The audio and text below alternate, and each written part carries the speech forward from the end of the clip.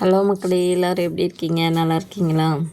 இன்றைக்கி என்ன சமையல்ன்றதை பார்க்கலாம். காளான் பெப்பர் கிரேவி தாங்க. இது சப்பாத்தி, சாதம், இட்லி, தோசை எல்லாத்துக்குமே இந்த காளான் பெப்பர் கிரேவி சூப்பராக இருக்கும். நான் செய்கிற மாதிரி ஒரு தடவை செஞ்சு சாப்பிட்டு பார்த்துட்டு கமெண்டில் சொல்லுங்கள் எப்படி இருந்துச்சுன்னு சொல்லிவிட்டு. இதுக்கு வடை சட்டியில் எண்ணெயை ஊற்றிட்டு கொஞ்சோண்டு சோம்பு, பட்டை, கிராம்பு இதெல்லாம் போட்டு தாளிச்சிட்டு சின்ன வெங்காயம் ஒரு 100 கிராம் அளவு கட் பண்ணி வச்சுக்கோங்க.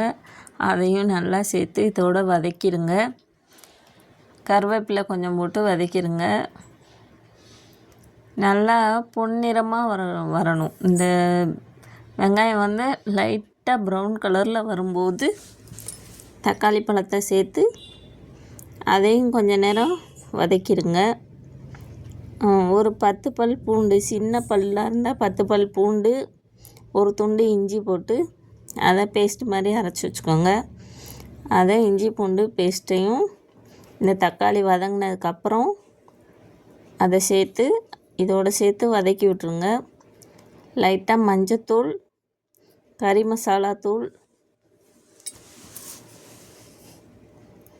போட்டு நல்லா வதக்கிட்டு இஞ்சி பூண்டு பேஸ்ட்டையும் போட்டு நல்லா வதக்கிடுங்க.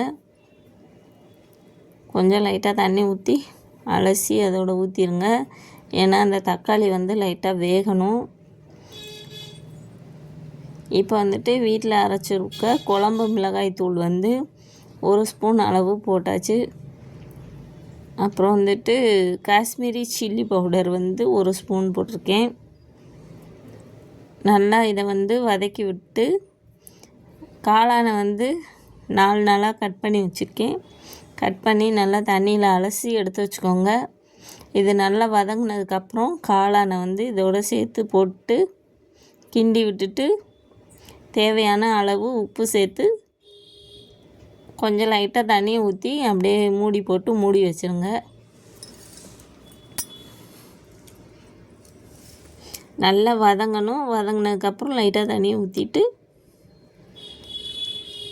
உப்பு போட்டு அப்படியே மூடி வச்சுருங்க. இது நல்லா சுண்டி வரணும்.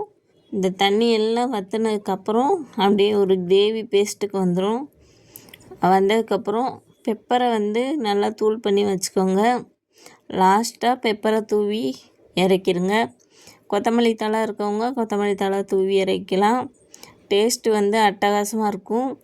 இது நம்ம எல்லாத்துக்குமே எல்லா டிஷ்ஷுக்குமே பொருத்தமான ஒரு கிரேவி.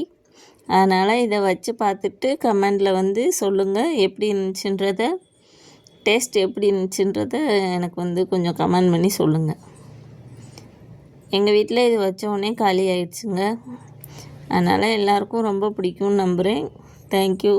நம்ம சேனலை சப்ஸ்கிரைப் பண்ணி வச்சுக்கோங்க. அப்போ தான் நான் போடுற ஒவ்வொரு வீடியோவும் உங்களுக்கு வரும்.